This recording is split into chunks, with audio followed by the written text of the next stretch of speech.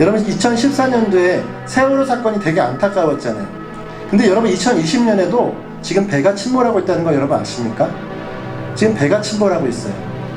여러분 근데 이거는 바다에 떠 있는 배가 아니에요. 바다에 떠 있는 배가 아니라 여인의 배입니다. 근데 그 여인의 배가 침몰하고 있다. 그 여인의 배 안에는요 태아라는 것이 있는데 그 태아가 같이 침몰하고 있어요. 정부가 낙태와 관련한 형법과 모자보건법 개정안을 7일 입법 예고했습니다. 헌법재판소가 지난해 4월 형법 제269조 1항 낙태 여성 처벌과 제270조 1항 낙태 시술 의료진 처벌에 대해 헌법 불합치 결정을 내린 뒤 올해 12월 31일까지 해당 법률을 개정하라고 한 데 따른 것입니다. 현재 정부는 형법 개정안에 낙태 허용 조건 조항 제270조 2항을 신설해 처벌 및 허용 규정을 형법에 일원화했습니다. 현재는 처벌 조항을 규정한 형법과 임신 24주 이내 처벌 제외 요건을 규정한 모자보건법으로 이원화되어 있습니다. 정부는 기존 모자보건법상 낙태 허용 요건을 형법에 확대, 편입, 처벌 조항과 허용 요건을 형법에 함께 규정함으로써 국가가 낙태를 전면적, 일률적으로 금지하지 않는다는 점을 명시했다고 밝혔습니다.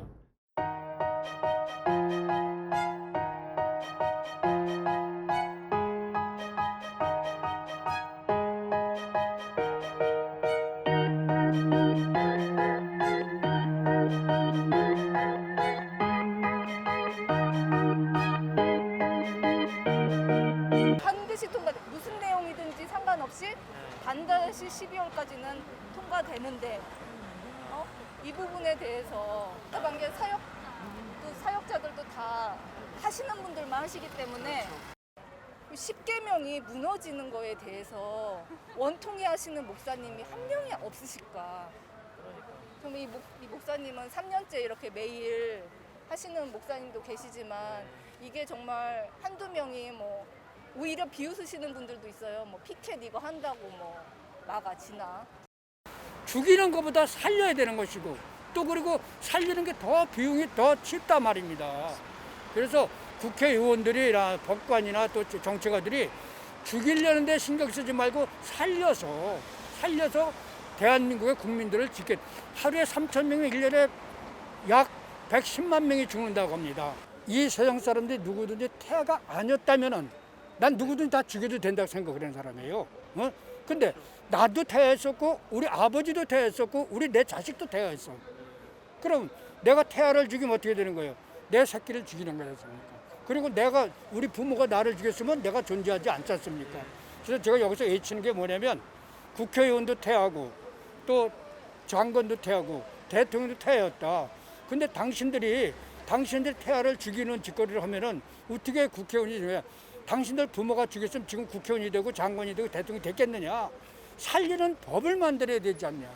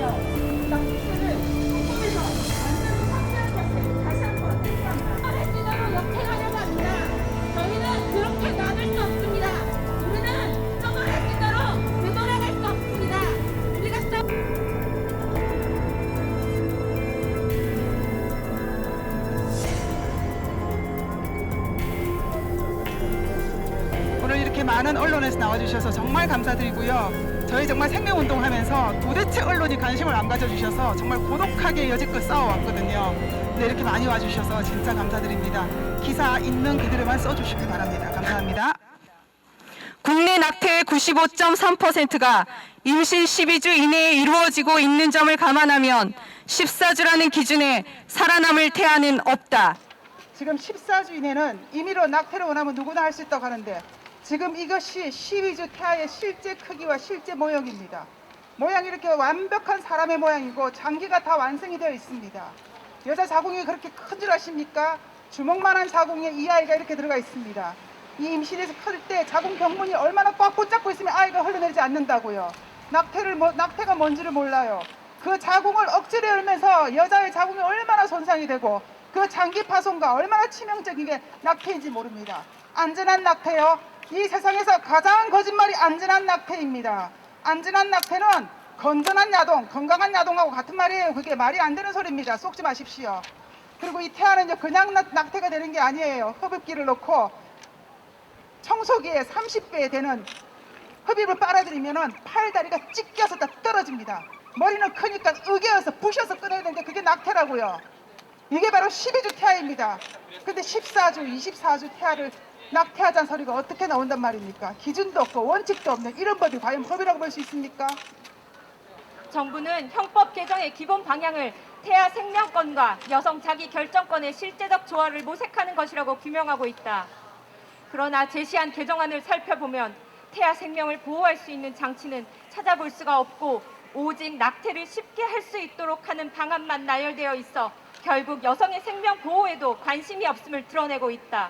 만 16세 이상 미성년자도 상황에 따라 법정 대리인의 동의 없이 상담만으로도 낙태 시술이 가능하도록 하는 내용의 법안을 입법 예고하는 것을 보고 우리 학부모들은 충격을 금할 수가 없다.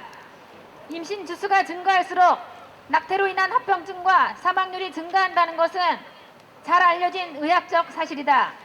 미국의 연구에 따르면 임신 8주부터 2주가 경과할수록 낙태로 인한 모성 사망률은 2배씩 증가한다고 한다. 2018년 보건사연구원의 조사 결과에 의하면 낙태 후 약 9%의 여성들은 자궁 천공, 자궁 유착증, 습관 유산, 불임과 같은 신체적 합병증을 겪으며 낙태한 여성의 55%는 죄책감, 우울감, 불안감, 두려움, 자살 충동을 느낀다. 이렇게 정신적, 신체적으로 심각한 후유증을 남기는 낙태 시술을 미성년자들이 보호자의 동의 없이도 받을 수 있게 했다가 만약 문제가 생기면 누가 책임을 지게 되는 것인가? 미성년자는 민법을 살펴보면 아직 심신의 발육이 충분하지 않아 판단 능력이 부족하므로 법정 대리인을 두어야 하며 재산상의 거래 행위는 원칙적으로 법정 대리인이 대신하든지 미성년자가 법정 대리인의 동의를 얻어야 하며 법정 대리인의 동의를 얻지 않고 한 행위는 이를 취소할 수 있게 하고 있다.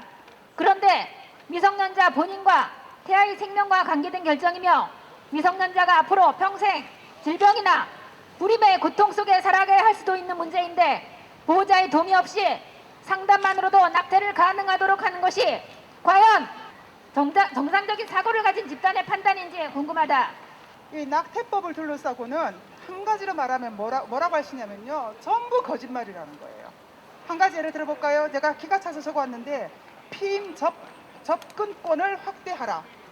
마치 낙태가 죄라서 피임은 피임 도구를 못 사서 그래서 원치 않는 임신을 하는 것처럼 말을 하는데 2018년 낙태 실태 조사 이거 정부에서 한 겁니다. 거기에 의하면 87%가요 피임을 안 했어요. 그래서 물어봤어. 왜 피임을 안 했느냐? 50%가 넘는 응답이 쉽게 임신될 것 같지 않아서. 한마디로요 피임 겨우 11%밖에 피임을 안 해요. 콘돔도 안 낀다는 소리예요. 그런데 무슨 피임 접근권 확대, 콘돔만 끼면 될 것을. 그러니까 이런 게 거짓말이라는 겁니다. 근데 이런 거짓말을 버젓이하고 거짓말을 버젓이 언론에 내니까 실제로 그러는 줄 알고 이런 거짓말 속에서 이 낙태법이 무너진다고 생각하니까 생명이 달린 이 문제가 무너진다 생각하니까 저희들은 진짜로 억장이 무너집니다. 뭐 어떤 우리 산부인과 의사 선배는 이제 그 본인도 이제 낙태를 했었는데 이제 수입을 가지고 이제 집에 들어갔더니 그 아내 되시는 분이 당신이 혹시 이거 낙태한 돈은 아니지 물어보더라는 거예요. 그래서 맞는데 했더니 화를 내면서 내가 어떻게 사람을 죽인 이 피 묻은 돈을 가지고 내가 생활할 수 있겠냐고. 당신 이런 돈은 나한테 가져오지 말라고 거부하더라는 거예요. 거기서 이제 우리 선배님이 아주 그냥 크게 이렇게 충격을 받고 회심을 했어요. 그래서 그 후로는 이제 낙태를 하지 않은 산부인과 의사로 지금 또 이렇게 활동하고 계시고 또 이제 생명 존중 운동을 하고 계세요. 이게 뭐냐면 가장 영향력 끼치는 분의 그 한마디가 인생을 바꾸는 거거든요. 네. 교회에서 교회 목사님이 이 생명은 그냥 생긴 게 아니라 하나님의 형상으로 만들어진 존재이기 때문에 함부로 다뤄서는 안 된다. 그리고 여러분 2014년도에는 바다 위에 배가 가라앉았다면 2020년도에는 여인의 뱃속에 있는 태아가 모두 수몰될 위기에 처해져 있다는 뜻입니다. 2020년 12월 달 그것이 지나가고 또 지금 있는 이 잘못된 개정안이 처리가 되어지면은 거기서부터 그 태아들은 이제 보호받을 수가 없는 거예요. 여러분 오늘 그것을 저와 여러분이 이야기해야 될 이유가 다분히 있죠. 여러분은 내 눈앞에 있는 그 어린 아이의 안전과 생명을 귀하게 여기시는 분들이시죠. 여러분 그러면 내 눈앞에 보이지 않는 그 약한 아이를 그 아직 내 눈앞에 보이지 않는다라고 해서 여러분 그 생명을 꺼트려야 되겠습니까? 그것에 대해서 안타까워하는 마음을 갖지 않아야 되겠냐란 말이에요.